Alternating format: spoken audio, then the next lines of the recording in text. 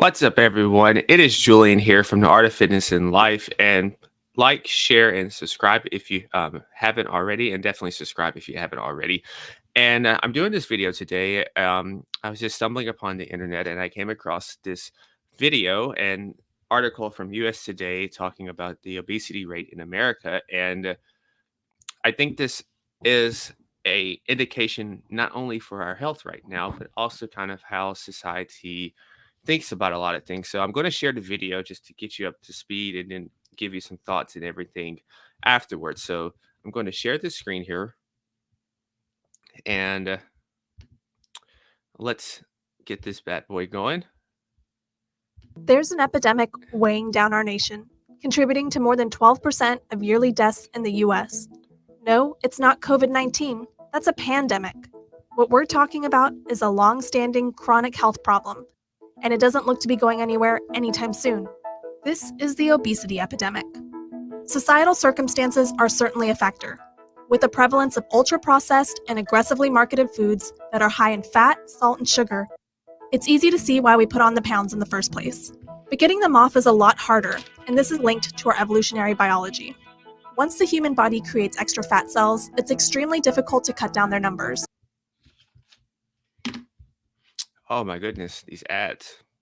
This is the world we live in now. Pardon me for that. We evolved to hold on to extra pounds, ensuring our survival when food was scarce. Our evolution has yet to catch up with the existence of a fast food joint on every street corner. To make matters worse, experts have found that social pressures around weight loss often cause those who do lose weight to rebound. Stigmas and shame are more likely to create negative emotions and disordered eating, which result in weight gain instead of positive shifts in health and eating habits. So, if you've been having trouble losing weight recently, don't be too hard on yourself. It's just in our nature. Don't be too hard on yourself. It is just nature. I think that bears repeating again. Don't be too hard on yourself. It is just nature. You know, when I hear these types of things, and I'm not going to bash it or anything. That's not my style or anything. And I have another article that I'm going to pull up soon that I'm working on that goes into these points a little more. But that last sentence right there, don't be too hard on yourself. It's just nature. When I hear that, once again, and I recorded a video yesterday. If you haven't seen that, go back and watch it. This is once again talking about that we have no control, that you have no control over your health. There's nothing you can do about it. There's absolutely nothing you can do about it. Oops. Yeah, there's nothing you can do about it. And it's saying that your genes are your destiny. Is it true that our biology has not caught up with fast food and all this ultra processed stuff? Absolutely. But will it ever? No, because that food wasn't ever intended to be placed in our bodies, especially in the amounts that people consume it. So that will never be there. But I want to go back on that sentence real quick to talk about it's just nature. Because that's the whole premise when we think about we have these genes, absolutely. But we have what you call epigenetics, which means above the gene. And that is going to dictate how this specific gene is going to express itself. So I want to give you a couple examples here, and we're going to relate this to obesity and weight gain. And because this is one of the main things I do and that I consult about. So when you're looking at someone's genetics, there are specific genes that are associated with the increased prevalence in obesity, in the likelihood of gaining weight and having a hard time keep it off. But notice the key word I said there was a probability and a difficult time. I didn't say it's impossible. I didn't say that you just accept it and just take it. take what's being ushered out to you, take what's being delivered to you. Now, if we're looking outside the health complex right now, and you're looking through the lens of society right now in a lot of places in the world where it seems that regimes and governments have kind of overstepped their boundaries, this is kind of the same thing here. Just take what's being dished out to you. But let's get back on the health thing right now, right? So let's start with insulin. And, you know, and I'll do a separate video and episodes on this as well. But as we know, blood sugar is a key thing when it comes to, you can say diabetes. I call it blood sugar dysregularities. That's my legal talk right now because, anytime I talk about this, this is not health advice. This is for entertainment purposes only and all that good stuff. I'm not a doctor. I played one for 1 year and do not want to go back at all. So now that that's out of the way, insulin and controlling our blood glucose, that's a big part. And that can lead to a whole other host of issues. And for today's purposes, let's look at it through the lens of weight loss. And some people have a higher propensity for blood sugar issues. And this can be backed up when you're looking through your A1C, your fasting insulin, your fasting glucose, which are 3 tests that I think everyone should go get. A lot of times when you go to the doctor now, and the test that you get is a fasting glucose, but it's not giving you the entire picture over the last few months and how everything's going. So when you do that, make sure to get the fasting insulin, fasting glucose, and the A1C. I had an awesome interview with Dr. Philip Ovadia, who is an absolute expert on this, and I will link that in the show. I will link that below as well. And so myself, for an example, I'm in the highest category in this insulin propensity in terms of having issues and dysregularities with it. But though I'm in the highest category, it doesn't mean that this is going to express itself, that this is going to happen.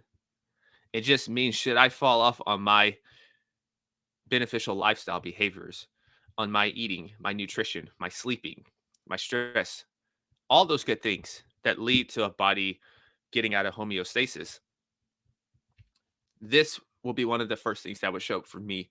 Nothing cognitive, most likely, but something with my blood sugar.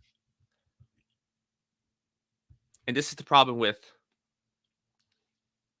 taking things at face value, going back on genetic testing, because I can look at my report and take it at face value and change everything, but I need not to. And this is where systems mentality comes into play. Because though I'm in the highest category for that, I go check those 3 markers that I mentioned. And I have a markers episode that I'm going to do as well soon to tell you a bunch of different things and things that I include inside the firm. And my scores are fantastic.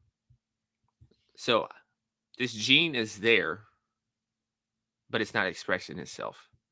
And this goes back to genetics is essentially the gun, but the epigenetics is what pulls the trigger. I'm sure you've heard of now there's obesity genes. And you can call it that. And the most popular one is called the FTO gene. And it deals with satiety. These people, you just have a hard time feeling like you're full. So you just keep eating because you're not getting the signal. The gut, the brain, you're having communication issues.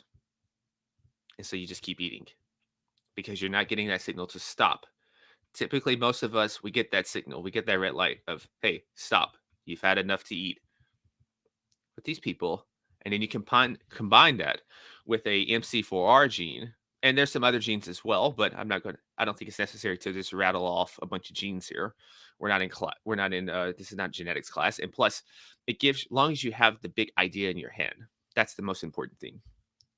And so a person has this, and perhaps they are in the more the higher category for a higher propensity, doesn't mean that they're going to get obese. Doesn't mean that they are going to be relegated in life to being overweight. And my answer is absolutely not. Because once you know this thing, once you have the information, you have the power. You take the power back now because you have the information. And this is the key in life. This is the key when it comes to our health, when it comes to our finances, when it comes to generational health and generational wealth. It's not really a race thing, as the world tries to put it. It's really an information issue that some people just don't have the information. Some people have not just had the exposure that others have had, that things can be different. So in this example, it's quite easy. Someone with the FTOG, one of the first things you can do is start adding more bulk to your diet. And by bulk, I mean a easy one is to have fiber. Add more soluble fiber in particular to your nutritional regimen. Aim up to 35 grams, a little higher for men. And what that is going to do is going to slow down everything, and it's going to help with the satiety issue, with this communication issue that's going on inside your brain. And so I'm going to quickly show this article real quick. And I thought it was interesting, some of the points on there. So let's scroll through this bad boy real quick. And this was the same video that I showed at the beginning. So, and I'll go through some of the points here. And this point was interesting. Extra weight increases risk in the long run, but fat shaming hurts now. And I think body positivity can have its own, you can talk about that forever, but my eyes tell me that there's never been a more accepting time of people that are struggling with their weight than it is now. If anything, if you say anything about people and their weight, you tend to get the mob that comes after you. So I don't agree that there's all this fat shaming going on now.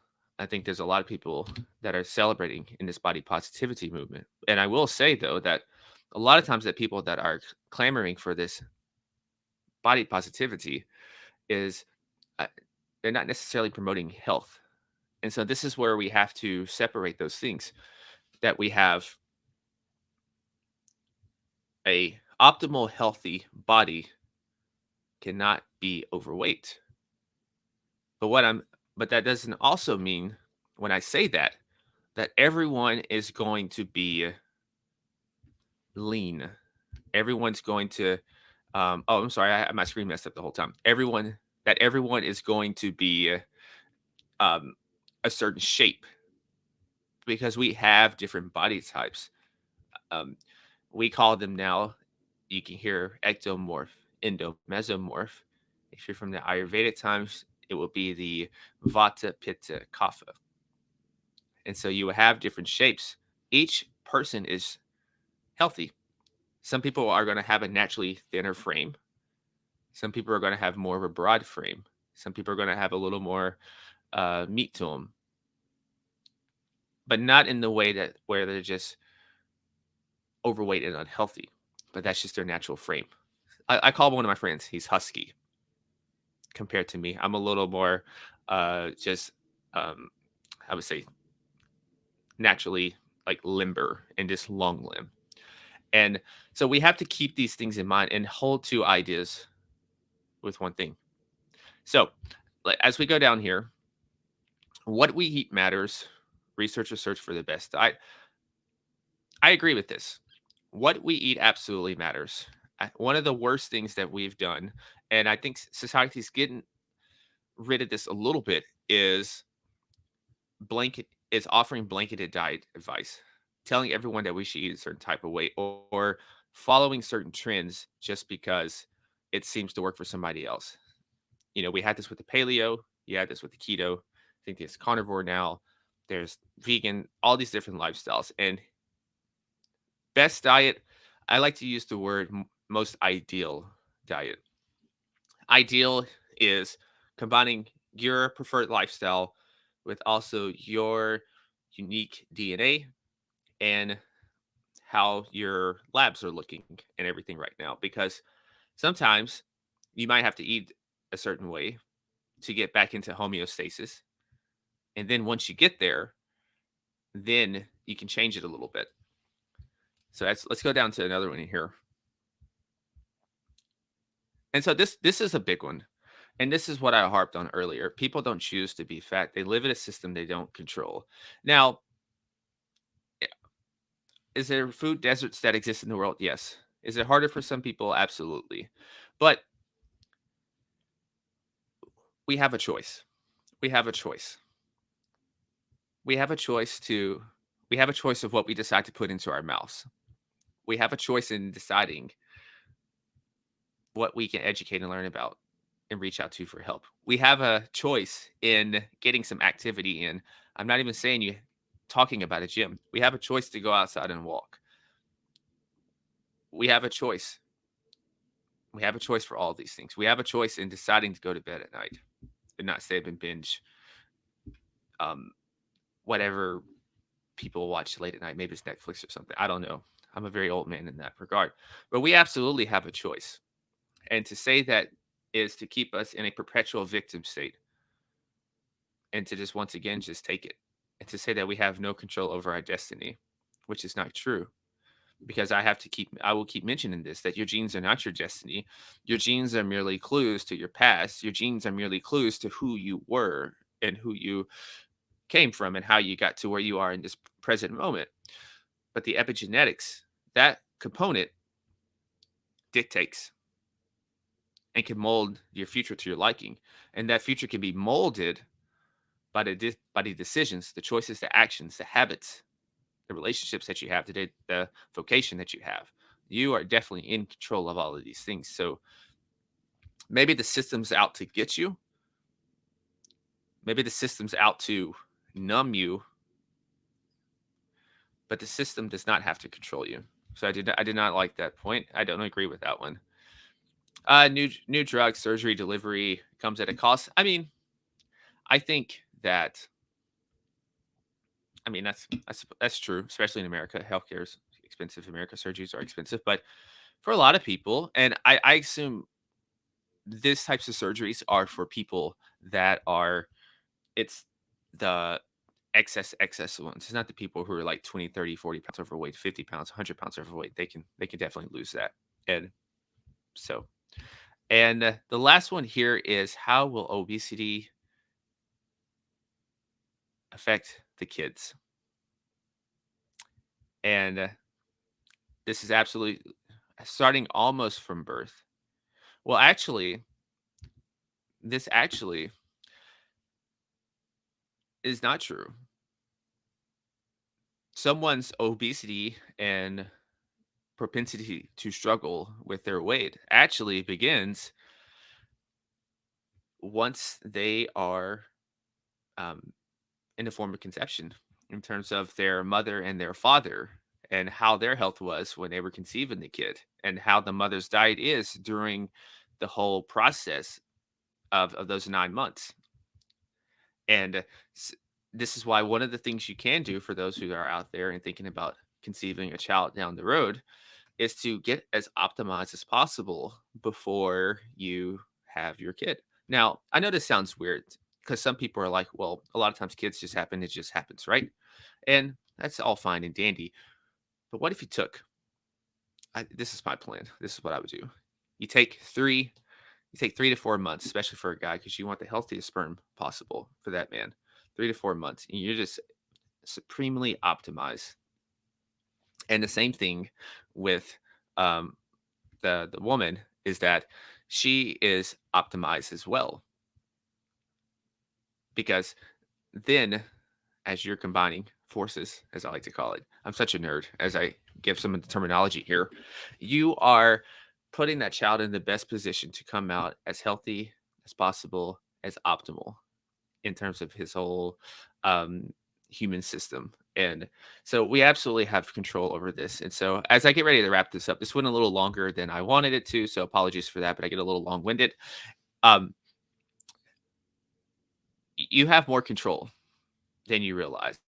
and I say this, and I will keep saying this. That's one of the missions here is when we talk about generational health and wealth is that you do have more control than you think. How you eat and take care of yourself today affects not only the people after you, the first generation after you, but the next generation after you. And if you're if you're curious about that, look at the Dutch famine and look how it affected the numerous generations that came after. And so your genes are not your destiny; they're just clues to your past. Your genes are just a gun. Epigenetics pulls the trigger. Epigenetics is what molds the future. So you have absolutely more control than you could think about. So do not let these things deter you from still putting in the work out there if you're not where you want to be today. And this can apply to your health and to your wealth and to your life relationships, whatever it is. Keep putting the work in one step at a time. I will talk to you tomorrow. Stay awesome. Be limitless. Peace.